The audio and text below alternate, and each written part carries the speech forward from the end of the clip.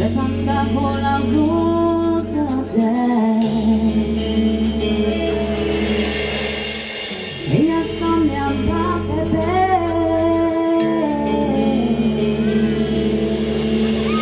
el mundo senza solo da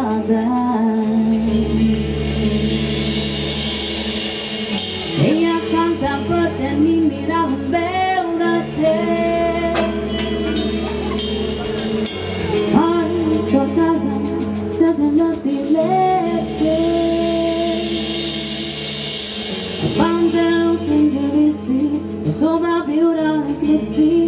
Metti tanta sei così non fosse le cose non dura mai mi sono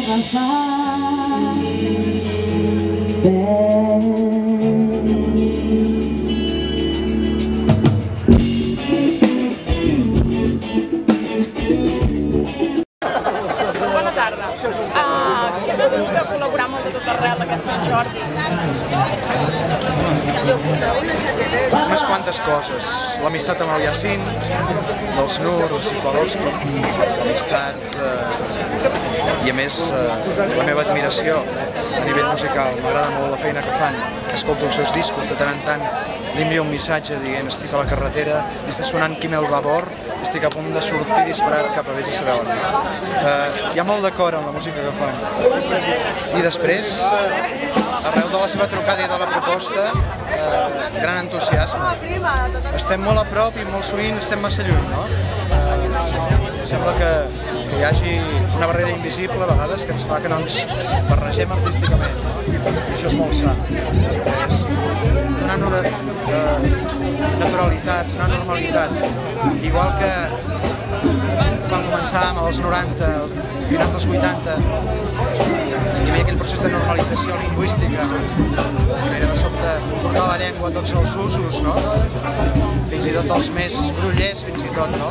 O l'argot, doncs ara hi ha un altre procés i és important que siguem normals, no? Que no vivim amb l'anomalia ni amb les inèrcies d'altres temps. La trucada del Johnny i del Yacine, que conec des de fa anys, hem coincidit en diverses coses, doncs em van explicar la història, em va agradar i ja està, doncs això, que m'agrada i que no se'm fa gens estrany el tema lingüístic ni de les diferents cultures, m'agrada, m'interessa i em dona curiositat, amb la qual cosa mola. Què n'opines de la tasca que fa Plataforma per la Llengua en general? Doncs bé, que la veritat és que la llengua que tenim, si no hi hagués gent que es dediqués una mica a incentivar-la i a donar-li vida, ho tindríem encara més difícil del que tenim, que ja no es pot. Moltes gràcies.